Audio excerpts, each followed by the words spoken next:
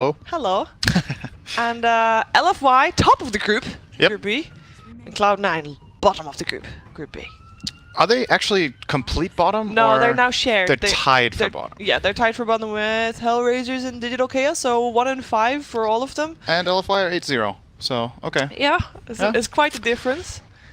Judging from that, LFY should be clear favorites. They've had some of their wins have been pretty, very fast. And They've others had have the been a bit fast slower. game against VP earlier today. Yeah, they stomped them in like 15, yeah. I remember that. Cloud9, I cast a set of yesterday. I think only one set, though. They looked a bit shaky. I think it was against OG, I believe. Yeah.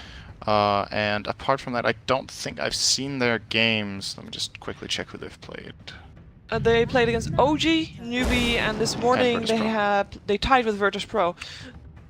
Yes, I only saw the OG games, I think. So, but I remember in those games, Cloud9 showed promise, but they just had a couple of moments where they were lacking key timings or item usage or whatnot. Yeah. Especially the game against OG, they were lacking detection in 1 or 2 fights that could have gone very differently, but they didn't get destroyed or anything. No. So I think the score might be a bit misleading for how one-sided the series could get. I think so too, because the teams that they have faced, it's I mean, OG, Newbee, VP, those are not easy teams to face. LFY, they face Execration, HellRaisers, who arguably are a little bit easier than the teams so far. Granted, they also faced Virtus.pro and IG, and they also won those games and it made it look easy, but I agree. I think this is going to be more even than the scores portray it to be. So far, though, we've got a Batrider and an Earthshaker for Forever Young, and we have Cloud9 with the Sand King Silencer. What do you make of the openings? This is kind of becoming the standard meta of this group stage. There's a lot of focus on Silencer and Batrider in general. Wouldn't have surprised me to see LFY picking them together. The Silencer has become popular where you pick a key initiator that just begins the fight and then you global silence and get that one key pick. We've seen it work with Legion, we've seen it work with Batrider, we're seeing it with Sand King this time. It's a similar logic. You stun into Epi and then global at the same time. And it's also a good counter engage in a way, right? Like the Batrider is going to jump lasso someone and you can instant global, and then that could work as like a pseudo save instead of Oracle T or something like that. So I think Cloud9 are slowly adapting to what they're seeing other teams have success with, and then we'll see if they can play it as well themselves. Okay, so far this morning when LFY was facing IG, Inflame played Batrider. Crazy good, actually crazy good. And then there was another game where it was Afu playing Earthshaker, and they paired it up with an Ancient Apparition, and they just owned all lanes. They just ran around. You Fisher, you Cold Feet, nobody escaped. They were a death ball together with the two of them. That's surprising. It's not even that good of a duo. They must be really good at timing their movements. Blitz was very surprised as well. He was not expecting it. This was the most active Ancient Apparition that he had seen. And it worked out well. They obviously also had cores that were able to be left alone, because they did just roam with the two of them, and they didn't really care too much about the rest of the lanes. But they made it look super strong. So it's still in the pool. They could still pick that up if they want to. It's not the best matchup against Silencer. AA has the problem that if you throw out the Ice Blast and then the global gets cast, you actually can't release it, so it just flies off the map and doesn't even get cast. So you need to be a little bit careful with that. But if they're comfortable with that support duo, then by all means they can run it. Yeah, they've been very well. They've played a lot of different heroes. They've shown a great variety of heroes. We actually have, I think it was Monet that has played a different hero every single game so far. Oh, 8 games? 8 games, 8 heroes. Nice. Yeah. And Super has played 7 heroes, 8 games.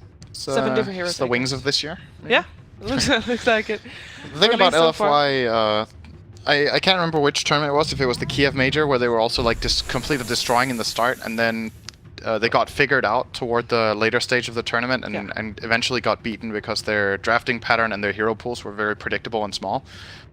Especially, yeah, well, if they have that many heroes, probably. In that stage, they were running Super a lot on, I think it was Death Prophet and Dragon Knight, I believe. They had those two pushing type mid heroes that they really were playing around, and then teams started banning both, and they kind of fell flat. But if their hero pools are that big this time, it's very promising. LFY were destroying games until they started getting banned out. They were winning very fast, playing great early games, very good at making the right movements with their heroes to get good lane matchups. So We're gonna see if they can do it here. Shadow Shaman, that's a way of pushing. And they don't need one mid. And nice lane harassment as well. Mm-hmm. So for Cloud9, what's important do you feel like this game? If you know that it's going to be a lot of push already coming from LFY, control with Earthshaker, you got already the Silencer, as you said, to counter a lot of that as well. I think you need to make sure that you can fight back. If you're playing against a team like this and you play very slow and greedy, I think they're gonna like just run you over too fast and you don't really get to play the strategy you want later on. So being able to match them somewhat, it doesn't mean they have to play as early game centric, but having heroes that can turn fights around and counterplay is really good, or even better maybe heroes that can just jump on the opponent when you have Silencer. I like this pick a lot because now they have two ways of using the global. They can both Sand King and Legion can initiate, and the Legion Commander is a multi-purpose pick. It can purge off the lasso, it can purge off Shackles and Hex. Overall, I think this, just theoretically, looking at the draft, this is maybe the best hero that was in the pool out of anything. So if Cloud9 played this hero very well, this could turn out to be the pick of the game, actually. When looking at this right now, this is a genius choice. Do you feel like she's going to have an okay time on the lane if it's going to be Shadow Shaman +1? You can always solve it by bringing up a little bit of help yourself, or they can aim to have the Legion Commander in a matchup against Batrider. That's another benefit of the hero. It actually does totally fine in that lane. It even wins the lane. Legion beats Batrider in a one-on-one, because you can't really use Sticky Napalm for anything. It can just be purged off by press the attack, and then you go Orb of Venom, and you just run at the Batrider and hit him. So Batrider deals like almost no damage when he doesn't have Napalm on. It's like 40 base damage, and Legion has maybe like 65 and a Stout Shield. You're not winning that. Troll Warlord. Interesting. That's a hero I haven't seen yet. That's a Monet hero. That's actually the first time that he copies something. Oh. They had, in the second game they played against Execration, they had that. They paired it up together with a Pugna and a Dazzle and an Earthshaker as well. Alright. Could be a Pugna ban here then. Normally, don't you normally want to pair something up with a Troll to have something else that hits really fast as well? Yeah, it's like, it's one of those things where it's really good synergy, but they need to be careful that they don't like lose out on other stuff because they style themselves blind on we need to have synergy with Battle Trance. The problem is, right now they don't necessarily have the best heroes at dealing with Naga. So if they... That's what I could see the appeal in a Pugna pick, for example. You can go Aghanims and then you have the life drain against Naga Illusions, which is actually a really nice counter the entirety of the game once you get it. It will allow them to push really fast as well with both Pugna and Shaman. And then, yeah, the downside is doesn't synergize very well with Battle Trance. Alternatively, you can put the Troll both mid and safe lane. That's one of the benefits of the hero. So there's options of even getting another carry and just playing this on super in the mid lane, or just getting a standard hero mid that uses the Battle Trance well, like Templar Assassin, Shadow Fiend, those types of heroes could definitely work out here. Yeah, when they did play the Pugna, it was indeed on the mid lane, so Super played it that time, and yeah, we haven't seen Super play Troll yet, so they might as well continue the trend of playing different heroes every game in that case. Yes, the Pugna is maybe not the best against Silencer, but I can still see it being a good choice this game. LFY ban out the Razor. Do you think that says anything about what they are going for mid? Because is a Death Prophet is supposed to be, well, Razor is supposed to be counter to Death Prophet, right? There's two ways of looking at it. One is that they want a hero mid that Razor would beat, like Dragon Knight, which was banned here by Cloud9. And the other one is they want to protect themselves from getting aggro duo / tri-lane where the Troll Warlord has a bad matchup against Razor. Since they could be thinking, okay, Cloud9 want to enforce this Legion versus Bat matchup, and if they manage to do that, we need to at least not be completely destroyed in our Troll lane, and Razor is one of the absolute worst matchups he can have in any lane, so... could be that. Could be the DK that they wanted, which is now banned out, as Cloud9 claimed the Mirana. Yeah. Which puts Sand King and Silencer on support more or less guaranteed, and this is an Envy Naga, I think. Yeah, he has played Naga before as well. They could technically play carry Silencer as well, and then support Naga Sand King, but that sounds really bad this game. I don't think that's what they're going to do. You think Fata Mirana at the moment? Yeah, I think so. I could make a joke there. Fata Mirana. Fata likes that hero. He does. There's the Death Prophet. Okay, that's another... Yeah, as I mentioned, a classic hero for Super. Now they don't really have any synergy with Battle Trance, but the upside of a hero like DP playing into Silencer is that if you have precast your ulti, the global doesn't hurt you as much as it does a lot of other mid heroes that can't actively cast the spells. As long as it's precast, you do a lot. Needs to be a little bit careful. There's actually a lot of burst this game that could kill him off, and I think if this game goes just a bit late, they will struggle to deal with this Naga of Envy. So I like Cloud9's draft in this game if they get off to a good start. I think this might be one of LFY's, on paper, just draft-wise, harder games they'll have to play.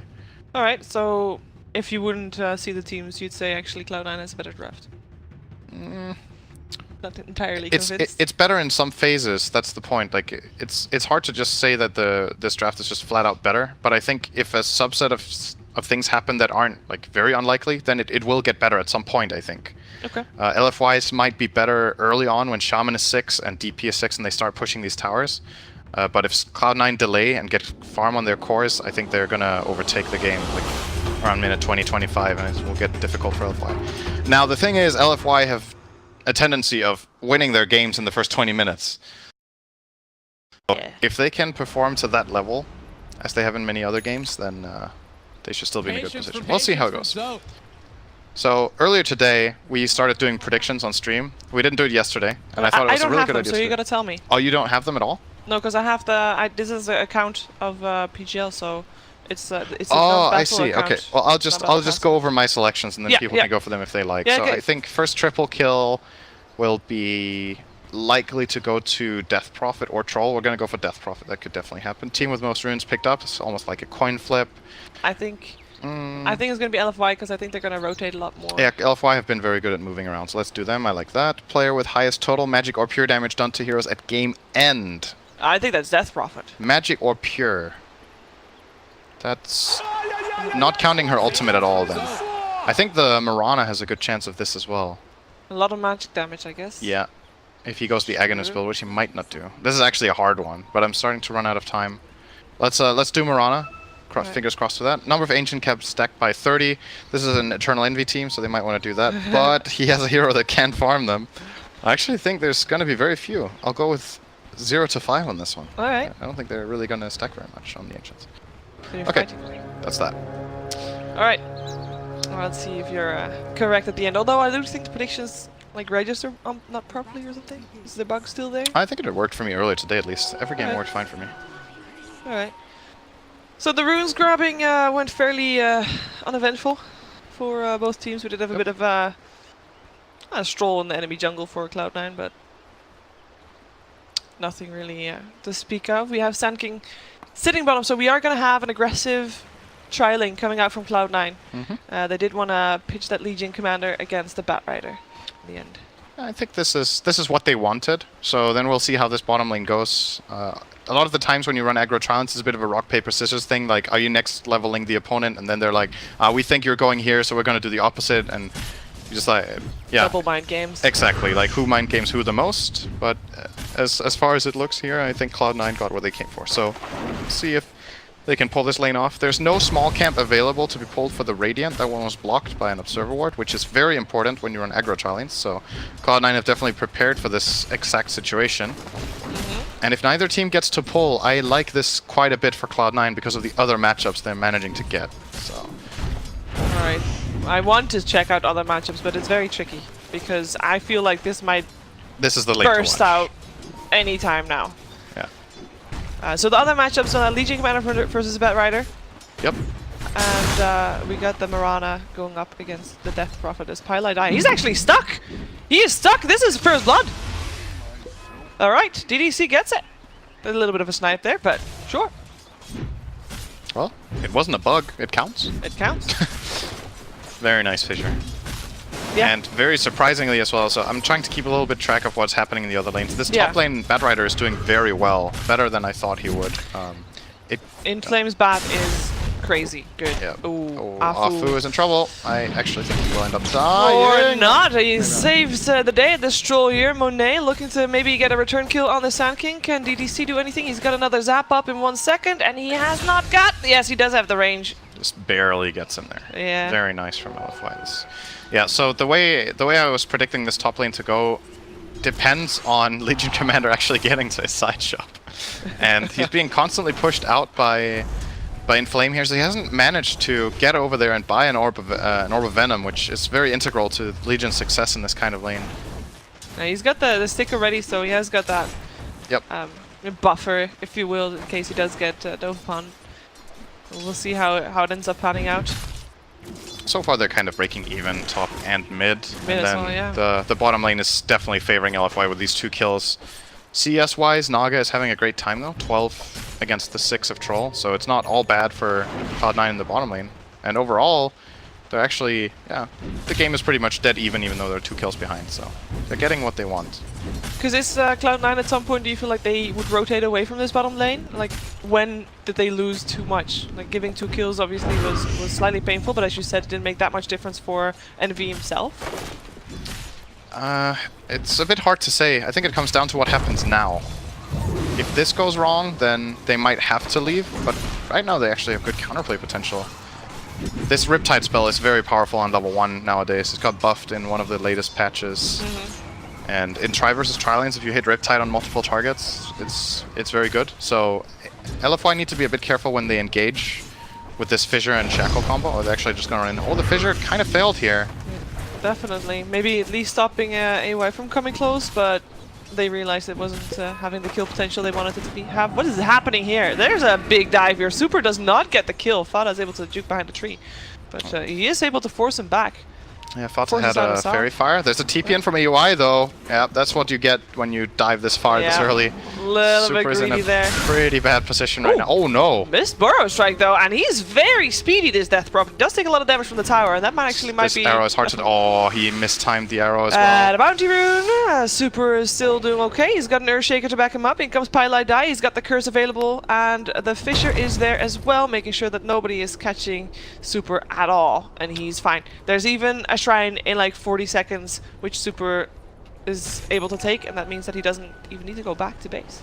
Yeah, that was a big miss here from Cloud9 to get that big kill. When Super dives this far and is out-leveling Fata, getting that counter kill will bring Fata back to even in mid. But the Burrow Strike came up just short, and then I think Fata with the arrow angle, I like the time when he shot the arrow, because that's one of those moments where the Death Prophet has to choose between cutting to the right, so not going upstairs at all, or getting hit on the stairs. But the arrow was too far on the right, so he actually had a path up the stairs as well. And managed to take it out. Oh, Pylite Eye's been cut off here by Afu, and he's kind of just circling around the shrine. Yeah, buying time for Super to come in to help kill, and Pylite Eye is just going to try to deny himself to neutrals. Not going to happen though. Close call. Close call indeed. Good kill, nice kill, extra farm for Super. There, and a bit of extra struggle for Cloud9 as they're now 4-0. So the bit of well, the bit of evenness we had in the lanes earlier, that's gone. Well, Cloud9 are doing very well top, at least. This Legion Commander is top of the net worth, 10 CS ahead of the bat. And MSS, I think, can come up very big. What happens when these tri-lanes face each other is that often the supports in the game get very low leveled, all of them. And that's the type of thing that Legion Commander can just feed on because of how powerful Overwhelming Odds is. Oh, Envy is stuck. Yep, Afu finds a way out. has got another There's a nuke here. Fissure available in second. Doesn't need it. DDC's there with the zap again. 5-0 is the score, and we have got ourselves Legion Commander finding the Batrider, forcing out the Shrine. Nobody dies there. Close call multiple times now, but yeah, okay. This is actually this ain't good for Cloud9. I didn't realize how much they're getting out leveled on supports.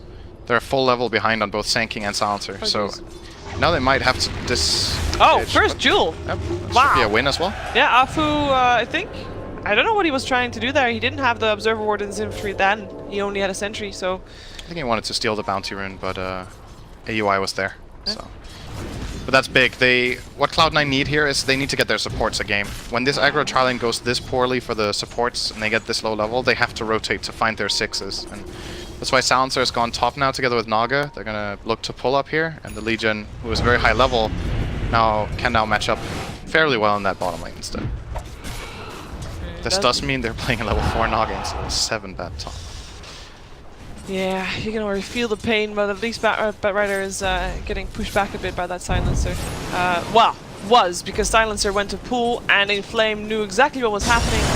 And it's actually have a lasso as well, so that might actually be a Naga Siren dead. He doesn't have anything, he can't do anything. There's no way he's gonna get out of this one. He shouldn't be able to get out of this one. No. Just in case, you never really know. I don't really ever want to steal the deal when it's when there's NV involved. But he held his mirror image for so long. And then I think he didn't believe that Batrider had lasso skilled. And then when he finally gets Mirror Image off, he's down to already 20% HP, and it's very easy for Batrider to run him down. Fata skills ultimate. Yeah. Uses it immediately. Got intimidated here at leap on cooldown. Yeah, he has leap level 1, so it doesn't actually get him away from the Spirit Siphon at all. So, ooh, nice rotation coming out with that Moonlight Shadow straight away, though. Let's see if this works out. Super is in a lot of trouble, and he's being very greedy because he thinks he can get a kill. They might be able to turn this around. I don't think so. That there's a Jewel available as well, and this Death Prophet should be done for. He's doing a lot of damage with the Shackle coming out as well. Death Prophet ends up going down, but so does the Legion Commander. Burrow Strike, Afu taken down. DDC trying to run away from this one.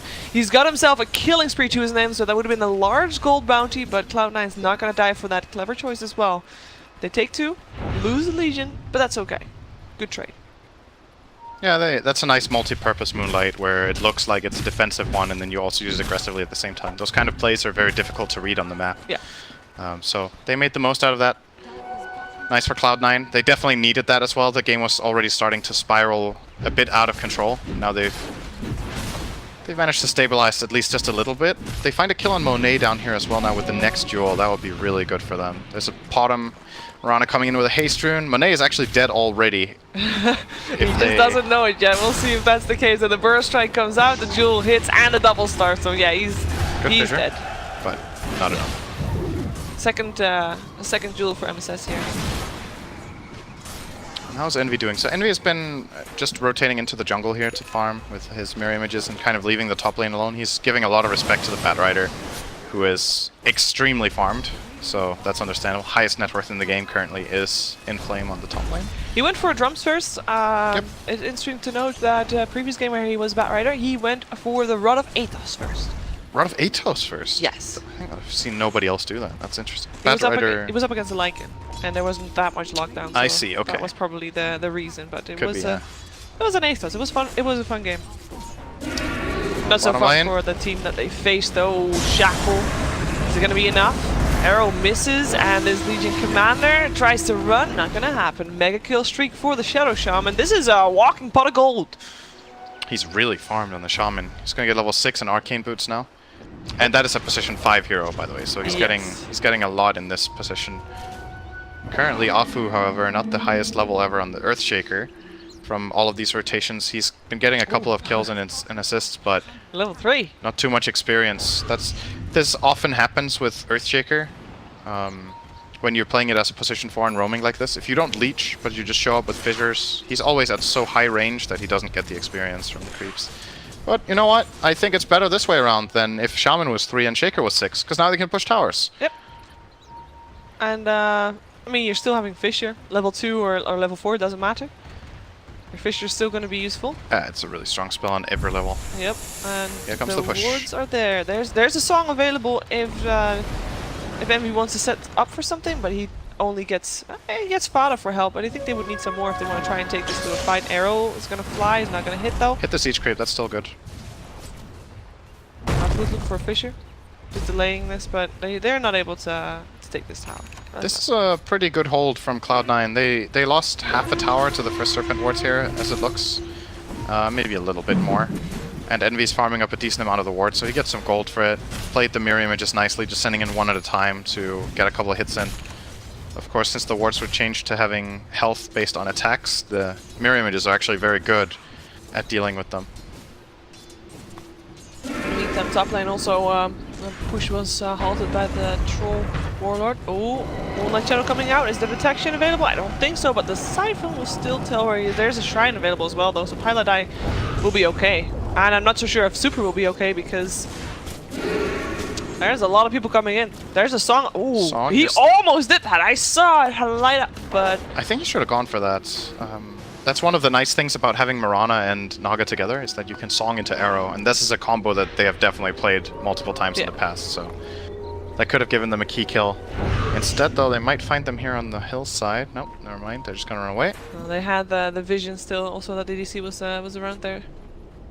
And now LFY are gonna give space to the Shaker in the bottom lane. He's got some space here. Looks like he will die, however. Yeah, I was gonna say that. Space for the Shaker to... Space to get arrowed. Here we go. Yep. I mean, it's a very long cooldown for a spell to use for an Earthshaker level 4. You think that's worth it? I still think they should have used it for the DP, but it's a good kill. It's alright. Slowing down the Shaker's dagger is nice. Yeah, that was an epicenter cancelled. AY was lassoed as well, and he dies. Deathruff already had her ult up for the tower. And I think did he have Arcane Rune? He did not have Arcane Rune. Okay, so this is a long cooldown. Shaman wards, however, are available again. This tower will more than likely fall, or at least drop very low here. Well, they're trying to defend it.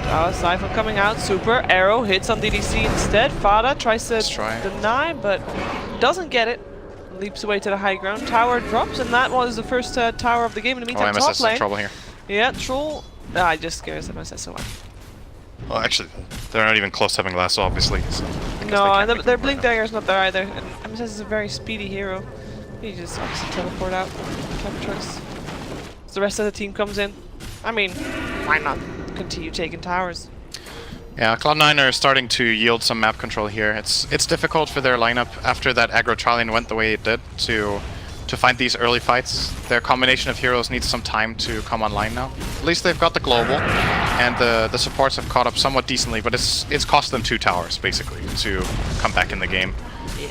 And now they're on the farming train. Envy is going straight Radiance with brown boots and has Clarities running, but he might find a pretty bad surprise here. He doesn't have his ulti, so...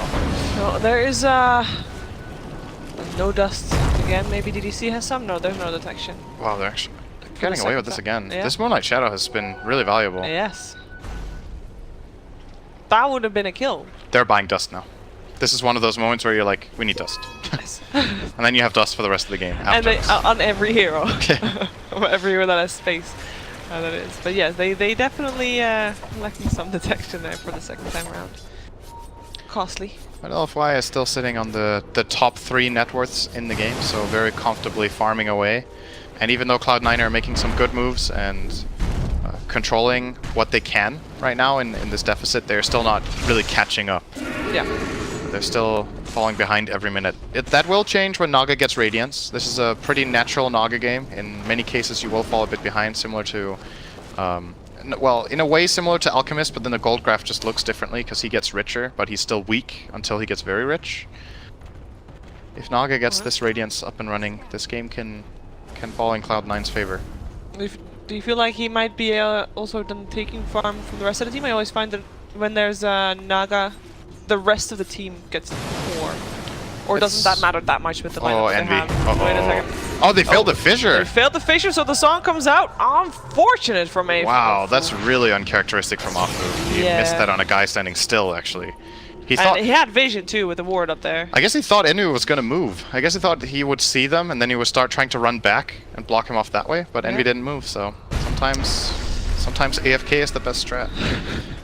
When it comes to Naga, the farm thing is definitely real, that it takes away farm from others, but you want to try to split up the map so Naga farms the enemy jungle with illusions. Yeah. Because then your team can still farm their own half. And if you manage to set up that condition, then you're out farming your opponent because you're farming 2 jungles and the lanes. It gets easier the more farm Naga gets, obviously. The early illusions are very fragile. But he needs to get the Radiance first. This will be a Roche for the Radiant team. There's no Moonlight Shadow, there's no Song. They traded for a tier 2 bottom, perhaps. Oh no, never mind. Never mind. There's a Blink Dagger available as well, but it gets cancelled for the moment. Inflame has got Blink Blast, so might go for Fata. Does go for Fata. He actually is going not just for Fata. He's not done. He wants MSS as well. More and more hit will do it. He gets a double. Very nicely done. Pylite die. That ward, he knows exactly where he is. And they can get that kill. 3 kills and a Roche. Triple kill for Bat. And in the meantime, we weren't watching it, but there was another kill. Oh, who killed Envy? Someone killed Envy. Super killed Envy. He got killed by the DP. Man, LFY are just destroying. That sequence of events was like very well coordinated. They go Roche with 2 heroes. They realize Cloud9 are not going to contest it, so they split the rest of their lineup into 2 different segments. One that kills the bottom heroes, and then the DP that goes straight in and kills the Naga. Yeah, he had the vision, of course, and that was still also before he was able to buy the relic. So slowing down Envy again. First strike. They want to try and go for this. Global Silence coming out as well. He got the Yules off before he got dueled. Yep, no Jewel just there, and he might be able to turn this around. The Silence is there, the Siphon is there as well, and the Shackle MSS will be the first to drop. Can they chase it for more is the question? Or, yeah, there we go.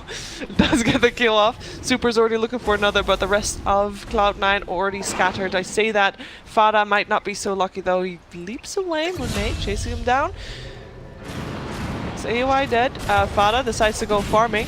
Oh, he got he got a foo! I think I think he was just farming. I think so too. I mean, he might have seen him out the corner of his eye there. I'm not sure. He could have.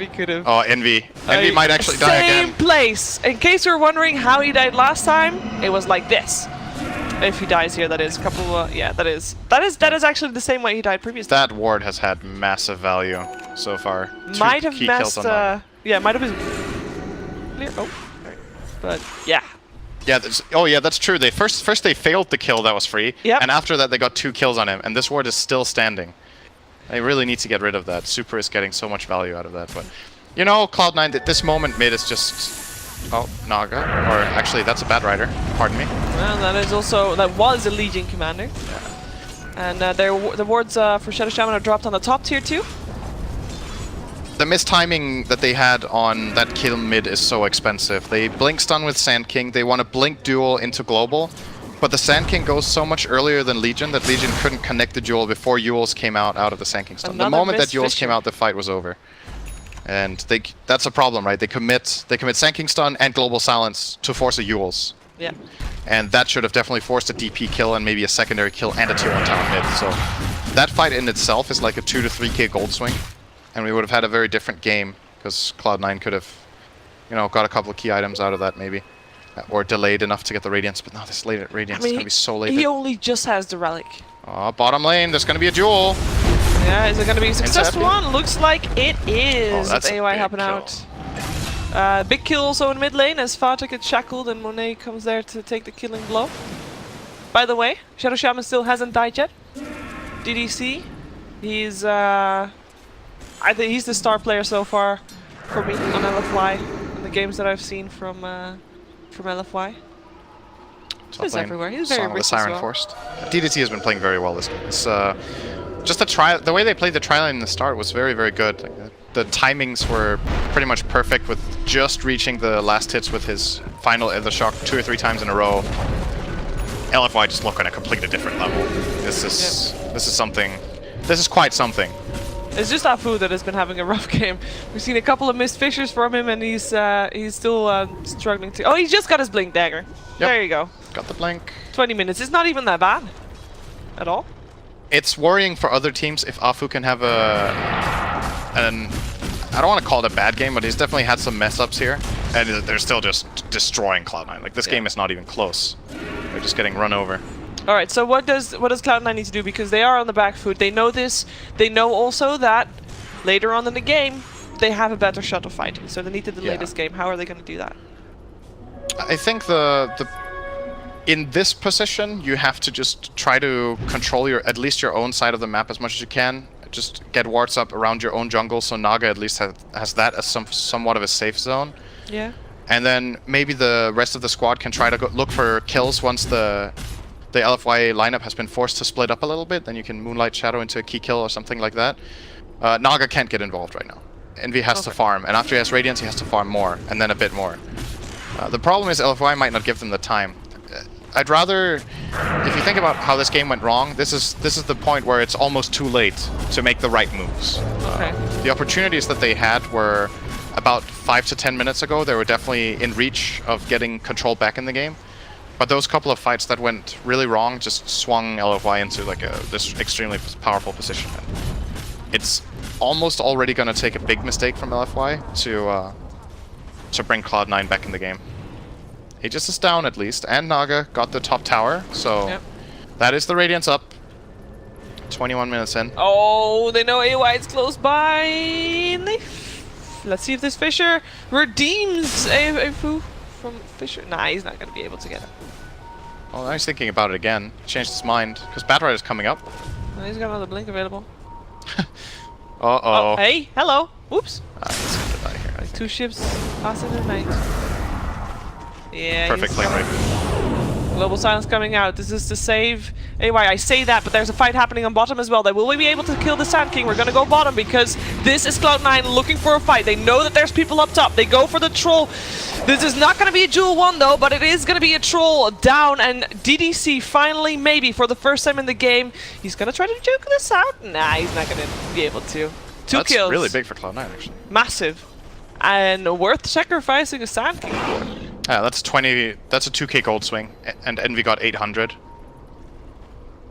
So that's the kind of stuff that they need. So now that Naga has Radiance, I said Naga can't get involved, but if they can enforce these situations where they outnumber, then Naga will be obviously able to join the fights and look for these kills. Mainly just how much time AUI bought and all the information he got his team allowed them to go for this play bottom. He told them, there's 2 guys on my tail top, they're chasing me forever, and that was enough for C9 to find that opening in the bottom lane. Take full advantage. That's actually just straight up boots of travel for Envy. He just got 2,000 gold in 1 minute and a half.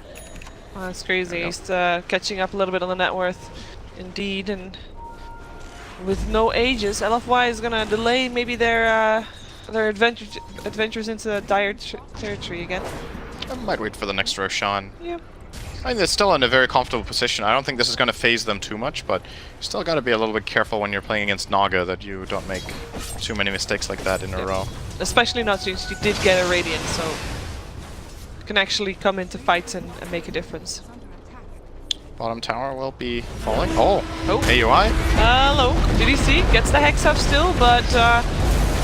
wow, he got... Oh, they got the kill with just the Radiance. That was actually very nice. They didn't need to bring in the duel for that. Get their Legion killed. Forced like 2 or 3 TPs. The tower will get denied. But C9 are, again, this is a good move. Creating some space. They freed up their own jungle with that move, knowing that everybody of LFY is now back in their own jungle. Exactly. They forced multiple rotations and still got the tower got denied, but it opens up the map. Naga wants an open map. That's the best. Best map, open map. Best map, 2017. I mean, there's a lot of debate about the best map, but best map, open map, hereby. At least if you are... I like D-Dust 2. You like what? D-Dust 2. It's a map in Counter-Strike. You never played CS? Yeah, sometimes, but I don't know. You don't remember Dust 2? Dust 2, yes. Dust 2. But I know it by Dust 2. I heard D-Dust 2. Oh, it's because they're called DE_Dust 2. That was the name of it. Okay. Back in CS.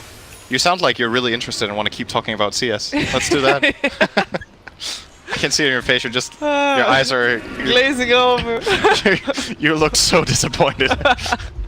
I actually do like watching CSGO. I just don't like playing it as much because my aim sucks.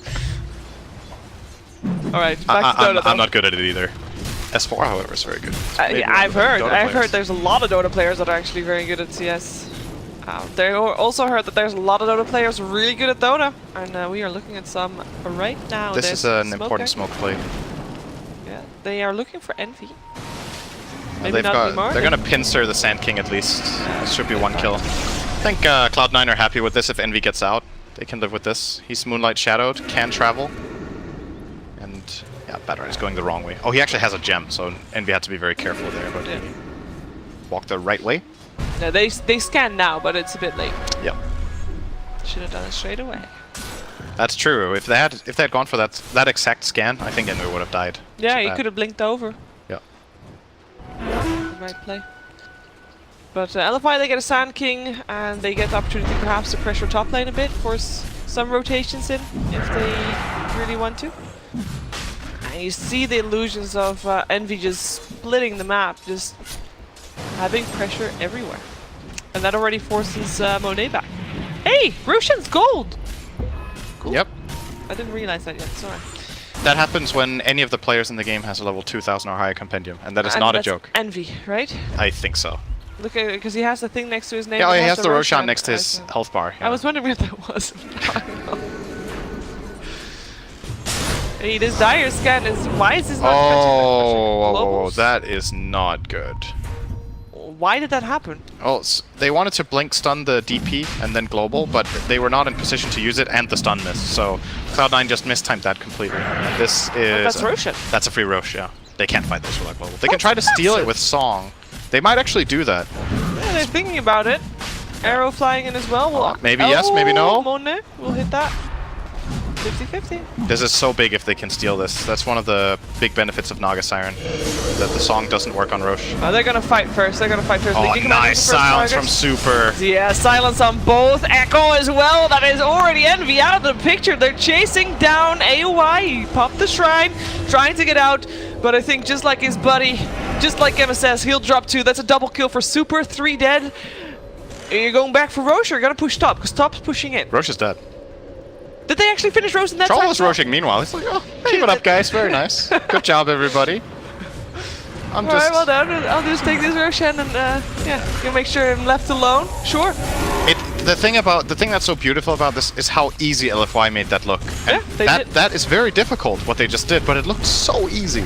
That's silence then too. The clutch silence, really nice movements, like the way they collapse on the fight from the multiple angles, the way they distribute their heroes exactly the way they do to find the targets that they get.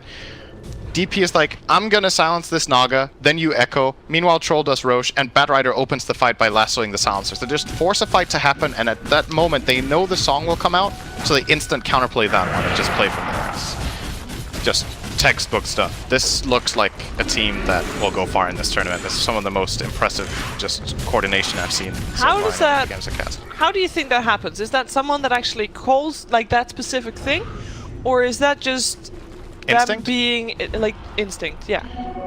It's a bit of both, I think. You can't communicate everything in complex situations like that, so people kind of... Because it goes too fast. Yeah, you need to understand and have just a team cohesion idea of how you play these situations. So that's something you drill, you practice. Yeah. How to approach the Roshan pit in these fights, how to play the periphery, how to position yourselves, how to use these specific heroes, and then the rest of it is communication. But it might have gone down as simply as, I'm gonna lasso the silencer, make sure you silence the Naga, and that's it. That's enough to start that fight, because Batrider sees the opportunity and the DP is in position. The rest of the fight almost plays itself out. What's impressive about that is how they set up the conditions to do that exact thing and how those two coordinated. Everything else that happened was, you know, just following those two plays. Because what makes Earthshaker going for the Naga rather than for the Legion? Like, Legion was lassoed, yet Afu goes for the Naga. Wasn't it Silencer who was lassoed? Or it might have been Legion. Silencer. I'm not sure. Those heroes look the same, right? They do, actually. I'm not positive. I think he just goes for the Naga because if Naga dies, there's no disengage. Killing the Naga off immediately. Yeah, I guess he had the song available, so exactly. that was the priority, highest priority on the list there. Alright, I'm keeping track of the predictions. Alright, I was wrong on the triple kill. The first triple kill was Batrider. But we're good on LFY. Who predicts Batrider to get a triple kill like that? We're good on LFY and we're good on neutral camp stacked. Alright, are we good with Fada magical damage? Oh, not at all. Most damage is clearly the Batrider. Yeah. Oh, here we go. AY alive for the moment. This Jewel though, Monet is the one taking the damage. AY trying to get himself out, he's invisible. Monet finds him because invisibility wore off. That is one dead Sand King. In the meantime, Super's in the base. He eats the cheese, alive for the moment. Lasso catches Fada. That is an Aghanim's lasso because it wasn't just Fada that was lassoed. It was Envy as well. Echo Slam to finish it off. GG is called. LFY undefeated yet again. Still, rather. Yeah. Oh, Woo! This team's good. They are really, really good. They are really good. I think this is a team to watch for other teams in this tournament and also outside of the tournament to learn something about how to... I think the most impressive thing overall for me in this game was the way they distributed the resources on the map. They're very, very good at moving for each other and sending the correct amount of heroes. A lot of the times teams are like overcompensating and they bring too many heroes, and sometimes they bring too few. It felt like LFY just had just the right amount of heroes every time for the moves they needed to make, and then positioned very well. So great stuff from them. Yep. We got 2 out of 4 predictions, Shiver. We didn't get the magic or pure damage. That was by Batrider. Again, that's not a hero you expected. Batrider did so much magic damage in this game, and the triple.